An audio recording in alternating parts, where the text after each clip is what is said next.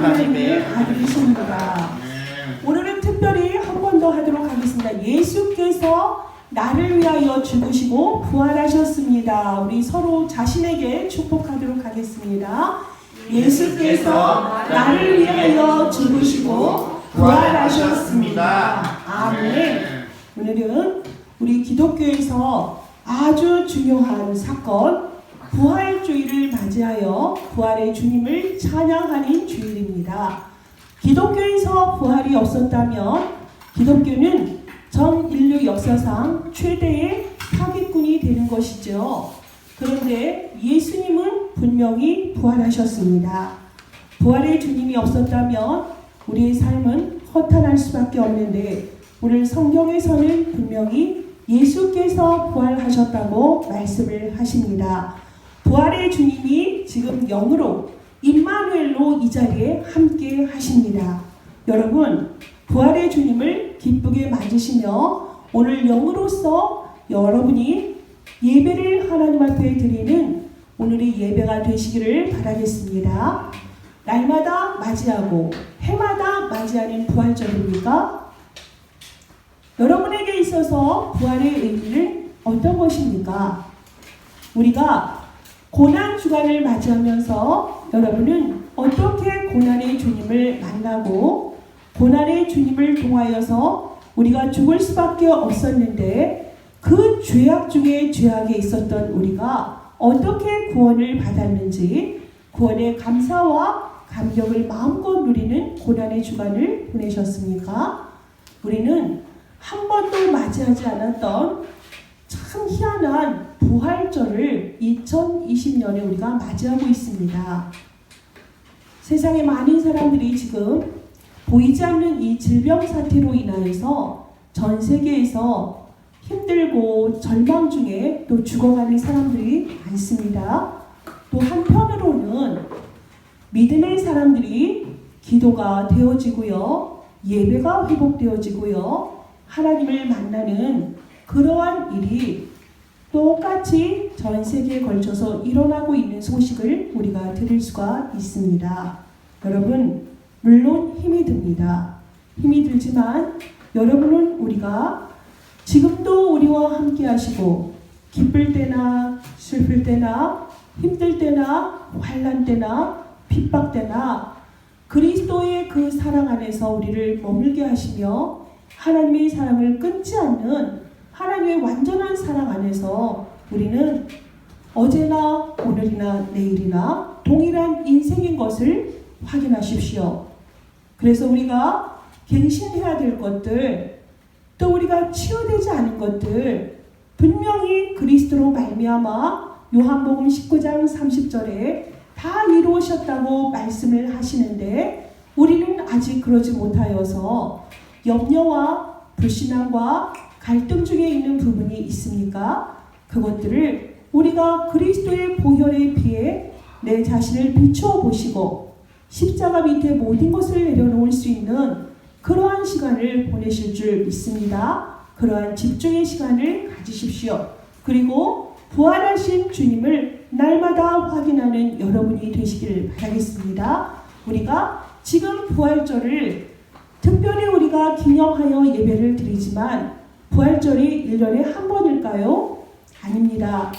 우리가 주일로 제정한 이날은 부활하신 주님을 기념하면서 드려지는 예배이기 때문에 우리에게 있어서 부활절은 날마다인 줄 믿습니다. 날마다 주일이요, 날마다 부활주일이기 때문에 부활의 주님을 사실적으로 믿고 확신하며 그리스도로 가장 행복한 전도자의 여생이 되시기를 바라겠습니다.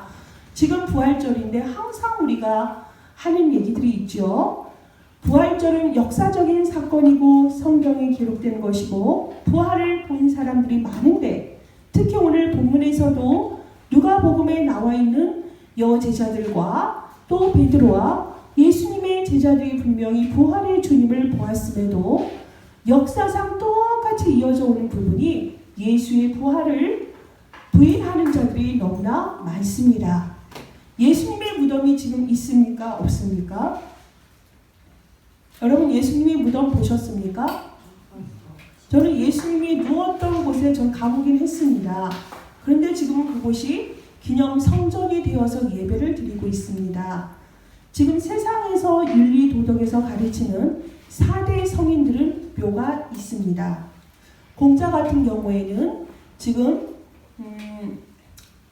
상동성에 아주 큰 묘가 조성이 되어 있어서 곳곳에 작은 것들이 있는데 상동성의 묘가 가장 크답니다. 그 공묘가 관광지로 지금 아주 인기가 있어요. 그리고 석가 같은 경우에는 어떻게 죽었는지 아십니까?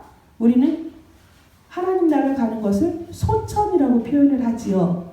불교는 입적이라고 합니다. 그러면 석가가 어떻게 죽었을까요? 살았던 나라가 인도지요. 덥지요. 그 길을 가다가 잔치집에 초대를 받았답니다.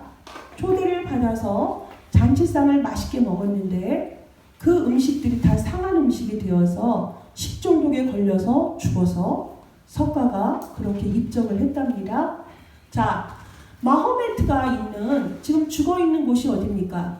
메카와 메디나를 향하여서 그 사람들은 성지순례라고 수많은 사람들이 그 무덤을 향하여서 날마다 절하고 그러죠. 그것이 지금 현존하고 있습니다. 우리 예수님의 무덤은 없습니다. 왜 없을까요? 살아나셨기 때문에. 무덤이 필요 없기 때문에 무덤이 없습니다. 예수님을 부인하는 3가지 설이 있다고 그랬죠? 첫째는 무엇일까요? 기절설입니다. 예수님께서는 무덤에서 살아나셨는데 분명히 거기에 세마포에 쌓여서 들어가셨고 그걸 옮긴 병사들이 있었고 살아나셨음에도 기절설이래요. 우리 교회에는 의료에 관계되신 분들이 있으니까 잘 아시겠죠. 저는 이제 그 근거를 읽었을 뿐입니다. 예수님께서 재판을 받으시고 로마 병정들에게 태형을 받습니다. 엄청나게 요거보다 더 큰 숯덩어리로 된 거 뾰족뾰족한 걸로 예수님은 엄청 맞았습니다. 태형을 맞았습니다. 그럼 어떻게 될까요? 우리의 혈관은 다 터집니다. 우리의 근육 파열됩니다. 우리의 뼈 근골 다 파열됩니다. 맞죠? 사람이 그렇게 대단한 몸이 아니에요. 그러한 상황 속에서 이미 태형으로 예수님은 거의 죽은 자와 마찬가지예요.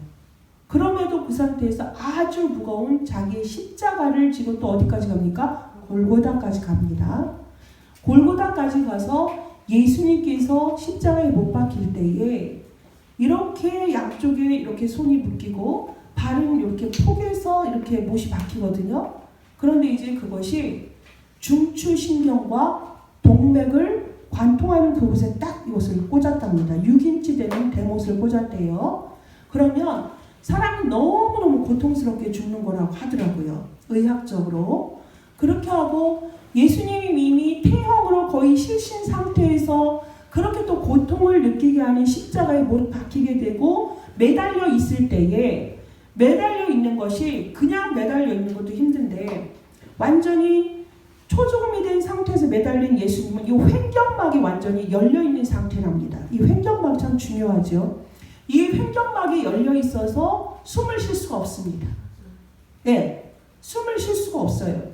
열려 있다 보니까 첫째로 시작되는 것이 심장이 이제 파열되기 시작합니다. 그 다음 폐가 파열되니까 물이 찬다고 하네요. 그런 상태에서 고통 중에 있던 예수님이 드디어 로마 병정들이 죽었는지 살았는지를 어떻게 확인했어요? 예수님의 옆구리를 창으로 찔러서 물과 피로 나뉘어진 상태에 예수님 모든 걸 쏟았습니다. 그것이 뭐예요? 죽음의 증거예요. 역사적으로. 그렇죠? 그렇게 해서 죽은 예수를 로마 병정들이 분명히 무덤에 모셨어요. 그랬는데 예수님이 오늘 본문에 있는 것처럼 없어진 거예요. 시신이. 그러니까 이거는 예수의 제자들이 훔쳐갔다. 이렇게 되어지는 거죠. 기절설과 도적설이 되어지는 거예요. 근데 그 당시에 로마 병정들이 그렇게 허술했습니까? 정말 이 나라에 아주 너무너무 그냥 큰 사건인데 그 시신을 그리고 부활한다 말했던 그 자리를 로마 병정들이 허투루게 거기를 지키고 있었을까요? 분명히 엄청나게 철벽 경비를 하고 있었을 것입니다. 그런데 예수님은 부활하셨기 때문에 그곳에 시신도 없었고 또 기절했다는 얘기까지 도적설까지 있다면 마지막에 있는 것은 환상설입니다. 환상설. 그러면은 헛것을 보았다는 거죠. 예수가 죽었는데 제자들에게 보였고 500명의 제자들 그 숫자 전체를 보면 1000명이 넘는 제자들이 살아 돌아오신 부활하신 예수님을 보았다는 것입니다. 그러면 사람들은 그걸 또 억지로 얘기를 해요. 네가 착각을 한 거야. 네가 환신을 본 거야. 그런데 심리학자들이 얘기를 하는데요. 동시에 1000명의 사람들이 하나의 사건을 똑같이 환상으로 착각해서 볼 수는 없답니다. 그러니까 착각이라는 건 개인적인 부분이랍니다. 개인의 주관과 개인의 모든 것이기 때문에 착각을, 환상을 혼자 볼 수 있지만 집단으로 그렇게 환상을 볼 수는 없다라고 말을 합니다. 그리고 여러분 생각해 보세요. 예수님의 제자들이 그 이전에는 베드로는 예수님을 부인하고 도망갔던 사람이에요. 그런데 예수님의 부활을 본 이후의 제자들의 모습은 어떻습니까? 그 전에는 예수님이 눈물을 흘리며 피를 토하며 기도할 때에 제자들은 잠이 들었었어요. 분명히 예수님께서는 자신에 대해서 계속 증거하시거든요. 선지자들의 글에 있는 게 다야. 내가 죽었다 다시 살아날 거야. 시편의 저자에 쓰여진 그 주인이 나야. 이 얘기를 했는데도 제자들은 믿지 않았습니다. 그런데 예수님이 부활하신 이후에 12명의 제자들 중에 유다만 빼고는 모두 유다는 이제 제자가 아니죠. 요한만 빼고요 모두 순교당했습니다. 심지어 유다 대신으로 들어왔던 마태아도 순교를 했습니다. 자기 목숨을 걸면서까지 예수의 부활을 증거할 수 있을까 보지 않았는데 가짜인데 자기의 도를 그거를 계속 합법화하기 위해서 제자들이 그렇게 자기 하나밖에 없는 목숨을 버렸을까요? 부활 이전과 부활 이후에 제자들의 모습이 이렇게 다릅니다. 그것은 뭘까요? 예수님은 분명히 살아나셨다는 것입니다. 부활에 대해서 아주 정확하게 논리적으로 기록되어진 성경이 고린도전서 15장입니다. 여러분 고린도전서 15장을 펴시면서 오늘의 말씀을 같이 확인하시기 바라겠습니다. 참으로 정확하게 신약성경 고린도전서 15장에 예수님의 부활에 대하여서 정확히 기록을 하고 계십니다. 3절에 보면 내가 받은 것을 먼저 너희에게 전하였노니 이는 성경대로 그리스도께서 우리 죄를 위하여 죽으시고 그러셨습니다. 성경대로 우리 죄를 위하여 약속하신 그대로 죽으셨습니다.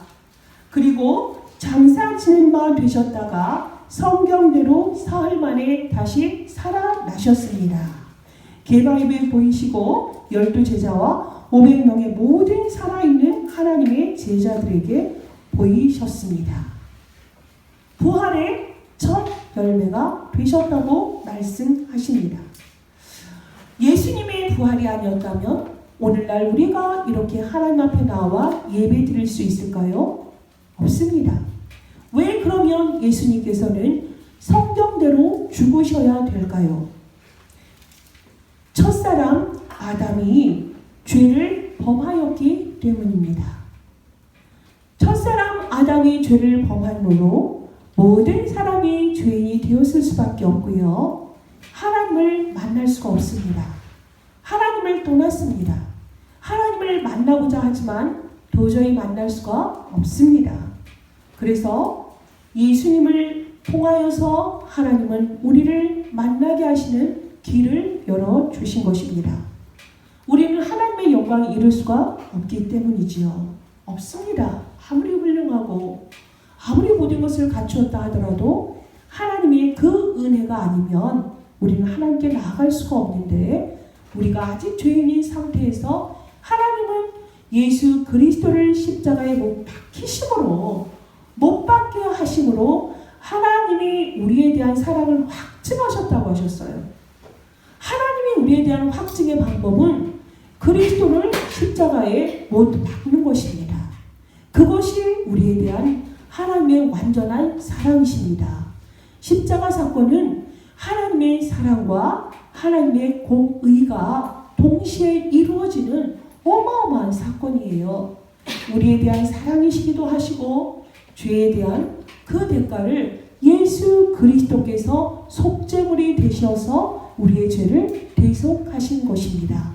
그 전에는 하나님께 나아가는 방법은 양을 잡고 소를 잡고 정말 하나님이 기뻐하는 그 예배가 아니면 우리가 주님께 나아갈 수가 없었어요. 동물의 희생이 반드시 필요했습니다. 왜요? 그 어린 양의 피가 아니면 우리가 구원을 받을 수가 없던 것이 예수님이 십자가 사건 이전의 일들이었습니다. 그런데 예수님을 하나님은 모든 인류의 희생 제물로 우리에게 보내주셨어요. 그러므로 예수님께서 십자가에서 죽으신 그 단번의 사건으로 말미암아 모든 인류는 해방을 받은 것입니다. 모든 인류는 대속함을 받은 것입니다. 속죄하신 그 어린 양 예수 그리스도의 십자가 사건으로 말미암아 우리 모두는 사단에게서 완전히 해방됐고요. 사망 권세를 이기신 예수 그리스도로 말미암아 우리도 같이 살아나게 되어진 것입니다. 사망 권세를 이기신 예수 그리스도. 여러분, 잠자는 자들의 첫 열매가 되신 예수 그리스도를 붙잡으십시오. 여러분들이 인간적인 생각으로 말도 안 된다고 하는 그런 어리석음을 내버리십시오. 오늘 본문에 있는 엠마오로 가는 두 제자의 어리석음을 버리십시오. 예수님을 믿는 것에 더디 믿는 그들의 신앙과 같은 우리의 모습들이 있다면 우리가 그것을 발견하고 우리가 그것을 예수 그리스도의 이름으로 치유하는 시간이 되시길 바라겠습니다. 여러분의 기준과 여러분의 상식과 여러분의 배운 지식을 배경으로 해서 예수님의 부활 사건을 여러분이 판가름하지 마십시오. 그건 완전 불신앙입니다. 노만 앤더슨이라는 부활의 신학에 대해서 아주 정확하게 기록하신 분에 의하면 정말 이 십자가 사건은 수많은 사람들이 부활을 반박하고 부활을 부인하지만은 이것처럼 논리적이고 확실하고 정확한 부활의 반박, 이 부활의 근거는 없다라고 고린도전서 15장 말씀을 더불어서 얘기하고 있습니다. 여러분도 부활의 주님을 내 자신이 정확히 알아야 되겠죠. 그들이 무엇을 가지고 공격할지 여러분 그것에 대비할 수 있어야 됩니다. 성경 속의 말씀을 가지고 대비하세요. 여러분의 생각으로 합리적으로 그들을 설득하려 하지 마십시오. 부활에 대해서 성경에 많은 부분이 설명을 하고 있습니다. 그래서 여러분은 그 말씀을 가지고서 그들에게 증거해야 될 일입니다. 그리고 그 말씀을 통하여서 부활하신 주님을 날마다 누리며 부활하신 주님이 주신 그 능력, 보이지 않지만 지금 영으로 함께 하시는 그 주님을 우리가 날마다 확인하며 하루하루를 살아가야 될 줄 믿습니다. 제자들도 예수님이 분명히 부활하시겠다 했음에도 믿지를 못합니다. 예수님을 보고 제자들이 본문에 뭐라 했습니까? 영으로 보고 두려워 떨었다 그랬습니다. 예수님으로 본 게 아니라 무엇을 봤다는 얘기죠? 네? 귀신으로 본 거예요. 고스트로 본 거예요, 여러분. 그래서 여러분이 정말 혹시나 예수님 분명히 부활하셔서 지금 함께 하신 무덤도 안 계시고 하늘에 계신데 그때가 언젠지 몰라요. 예수님은 속히 오신다 하셨거든요. 그 부활의 주님을 만나시면서 놀라시면 안 됩니다. 성경대로 죽으시고 성경대로 부활하시고 재림주로 오셔서 우리를 심판하시고 영원한 축복 속에 가시겠다 하신 그 부활의 주님을 우리가 확실히 믿고 나아가야 되겠습니다. 첫사람 아담으로 시작된 그 범죄한 인간들의 모든 것은 모든 마지막 아담이 되신 예수 그리스도의 십자가 사건으로 말미암아 완전히 해결받았습니다. 그럼 우리는 그것의 증인이 되시면 되는 거예요. 그래서 나를 위하여서 십자가에 죽으심으로 내 인생의 모든 문제를 해결하신 그 부활의 주님을 우리가 확인하며 나아가면 되겠습니다. 본문에 오늘 누가복음 24장의 말씀을 보시면 마지막에 그리스도가 고난을 받고 제3일에 죽은 자 가운데서 살아날 것과 또 그의 이름으로 죄사함을 받게 하는 회개가 예루살렘에서 시작하여 모든 족속에게 전파될 것이 기록되었으니 너희는 이 모든 일의 증인이라 그러셨어요. 여러분의 이 일에 증인이 되셔야 됩니다. 우리는 그 시대에는 예수님께서 죽으시고 부활하시고 승천하신 그것을 바라본 초대교회 그 성도들이요 56년 동안 살아 있었다고 합니다. 그 이후로도. 그러면 그들이 가만히 있었을까요? 어떻게 했을까요? 계속해서 부활의 주님을 증거했어요. 이스라엘의 그 옛날의 이스라엘이나 로마인이나 유대인이 그렇게 어리숙하지 않습니다. 현대인이 머리가 더 지능이 좋은 것 같습니까, 여러분? 절대 아닙니다. 그 시대에도 예수님의 부활에 대해서 반박했는데도 본 사람은 말하지 않을 수가 없잖아요. 본 사람은 거짓을 말할 수가 없잖아요. 우린 도대체가 죽었다 살아난 게 인간적으로 말이 안 되지만 보았기 때문에 말할 수밖에 없었고 핍박을 하는데도 말할 수밖에 없었고 죽임을 당하는데도 말할 수밖에 없었고 그 한 사람 56년 동안 예수님의 모든 세월 동안 지나고 예수님이 승천하시고도 많은 제자들이 계속 전하여서 그것이 오늘날 2000년이 넘는 우리에게까지 부활의 주님이 그 부활의 신앙이 연속적으로 계속 이어져 온 것처럼 이 시대의 우리를 왜 부르셨을까요? 예수가 그리스도야. 그리스도는 저주 재앙을 완전히 멸하셨어. 그래서 예수를 영접하면 내가 곧 진리요 생명이고 아버지께로 나아가는 것은 나로 인하여서 모든 게 갈 수밖에 없다. 요한복음 14장 6절의 말씀입니다. 길이십니다. 진리십니다. 생명이십니다. 생명이라는 건 무엇입니까? 예수님이 생명이라 하셨으면 생명의 원천이 누구란 얘기입니까? 예수님이란 얘기죠. 생명의 근원이 누구란 얘기입니까? 예수님입니다. 생명을 주고 빼앗는 것이 누구란 얘기입니까? 예수님이란 말입니다. 요한복음 14장 6절의 말씀을 새롭게 우리가 확인할 필요가 있습니다. 요한복음 1장 1절에서 11절까지 성육신 하셔서 우리에게 참 생명의 빛으로 오신 그 예수님은 우리가 뭐 할 때? 영접할 때. 예수 그리스도를 영접할 때 다 끝난 거예요. 죄에서, 저주, 재앙에서, 지옥에서, 사단에게서 완전히 해방받았다. 영접. 그것을 통하여서 이미 부활의 주님을 만났다는 것이죠. 부활의 주님은 그렇게 맞이하고 그분과 더불어 살아가면 됩니다라는 걸 어디까지? 모든 족속에게 땅끝까지 증거해야 돼. 너희가 이 일에 대하여 증인입니다라고 예수님께서 지금 우리에게 말씀하십니다. 여러분, 부활의 주님에 대해서 증인이십니까? 아멘입니까? 여러분, 부활의 주님을 믿으십니까? 아멘입니다. 저도 예수님 부활 보지 못했습니다. 그런데요, 성경에 있는 이 사건이 저에게 믿어지고요. 성경에 기록되어진 이 말씀은 하나님의 말씀이기 때문에 이 말씀이 저에게 아멘으로 고백이 되어집니다. 그래서 하나님께서는 우리에게 이것을 땅끝까지, 이제는 어디까지 가면 됩니까? 237 나라까지 이것을 증거하라고 우리를 부르셨어요. 다른 방법이 아니에요. 오직 그리스도를 정확하게 내가 누리고 그로 인해서 행복하며 이것을 증거하는 일에 대해서 우리가 증인으로 서기를 하나님은 원하십니다. 그래서 우리는 오직의 대열에서 벗어나지 마세요. 갈수록 힘들어집니다. 그렇지만 여러분, 생명 걸고 오직 그리스도의 언약을 내가 붙잡는 것이 우리 해야 할 일입니다. 그러할 때에 여러분을 통하여서 모든 족속으로 땅끝까지 이 복음은 증거되어지고 전달되어질 수밖에 없습니다. 이 말씀을 우리가 붙잡고 갈 때에 하나님께서는 참 기뻐하실 일이고요. 우리를 복 주시고 복 주실 수밖에 없습니다.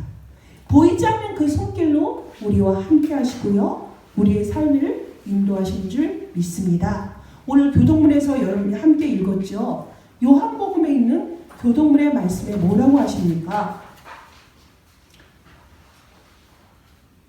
무릇 살아서 나를 믿는 자는 영원히 죽지 아니하리니 이것을 네가 믿느냐라고 말씀을 하십니다. 그 전에 나는 부활이다. 나는 생명이다. 나를 믿는 자는 죽어도 산다라고 말씀하세요. 난 부활이고 생명이고 나를 믿는 자는 죽어도 살고 무릇 살아서 나를 믿는 자는 영원히 죽지 아니한다. 이 소식을 누구에게 전해야 될까요?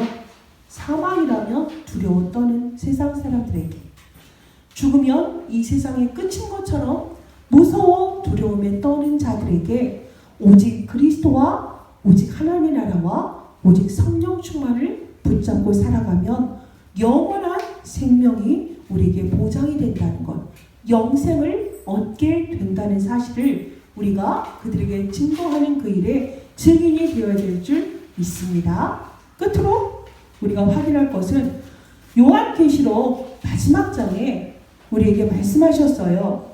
이것들을 증언하시니가 이르시되 내가 진실로 속히 오리라 하시거늘 아멘 주 예수여 오시옵소서. 이것이 우리의 부활신앙의 획을 긋는 언약이 되시기를 바라겠습니다. 우리는 언제든 예수님이 재림하셔도 괜찮아야 돼요. 우리가 언제 하나님 나라에 갈지 모르지만 우리가 하나님 앞에 섰을 때에 여러분 무엇라 하나님 앞에 말씀하실 겁니까? 여러분은 무엇이라고 예수님 앞에 나의 살아온 것을 말할 수 있겠습니까? 아니면 예수님께서 지금 여러분에게 무엇을 말하고 계실까요? 아직도 그리스도의 이 참된 복음을 알지 못하고 이 복음 밖에 있는 자들, 예수를 주로 시인하지 못하는 그들에게 얼마나 이 복음에 대해서 증거하였는지, 이 복음에 대해서 생명 걸고 여러분이 헌신을 했는지, 또 복음을 증거하는 교회와 전도자와 선교사를 위하여서 여러분이 어떠한 생애를 드렸는지, 또 이 복음이 2000년 동안 이어져 왔다면은 우리 후대에게 계속적으로 이 언약이 증거될 수 있도록 영적 시스템을, 보이지 않는 RUTC를 세워가는 그 일에 우리가 얼마나 우리의 생을 드렸는지 예수님께서는 우리에게 지금 묻고 계실 줄 믿습니다. 여러분, 여러분의 언약의 여정 CVDIP를 잘 그리고 계시지요?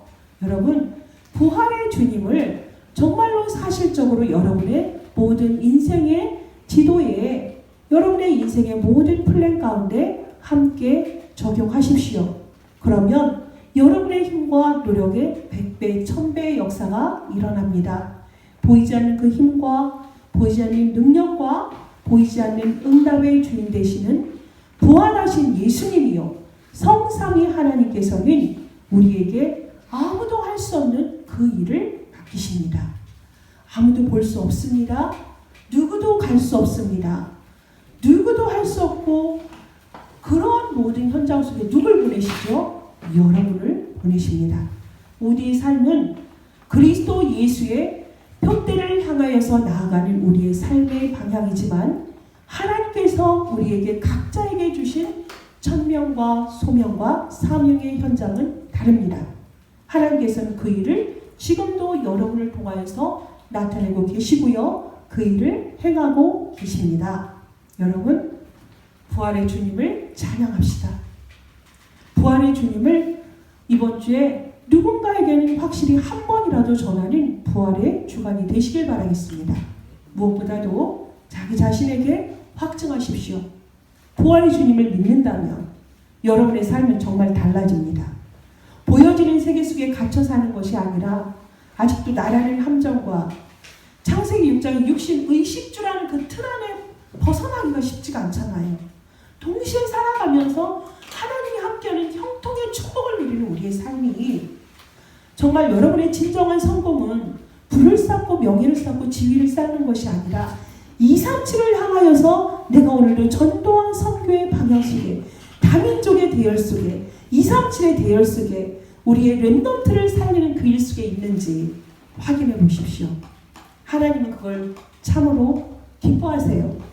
그 일의 대열에서 한 명도 빠짐이 없이 기쁨으로 부활의 신앙과 부활의 주님을 찬양하고 동참하는 여러분의 삶이 되시길 바라겠습니다. 그러면 부활하신 주님은 역사적으로 증거하셨고 스스로 증인이 되셨고 제자들에게 증거를 나타내셨고 제자들이 그 증거를 계속 붙잡고 이어져 온 것처럼 우리 또한 역사의 주인공 되신 부활의 주님의 증인으로 우리의 삶을 인도받을 줄 믿습니다. 부활의 주님을 찬양합시다. 우리 하나님께 영광의 박수를 돌리며 오늘의 설교를 마치도록 하겠습니다. 감사합니다. 부활의 주님 감사합니다. 기도하겠습니다. 하나님 감사합니다. 한 사람의 죄로 인하여서 모든 인류가 죄인이 되었는데 한 사람 성육신으로 오셔서 스스로 속죄양이 되어주심으로 말미암아 모든 인류의 대속제물이 되심으로 말미암아 우리를 구원해주신 예수 그리스도의 그 사랑으로 정말로 오늘도 주님과 동행하며 임마누엘의 축복 속에 부활의 주님과 동행하는 삶 속에 우리의 인생이 있게 하심을 감사합니다.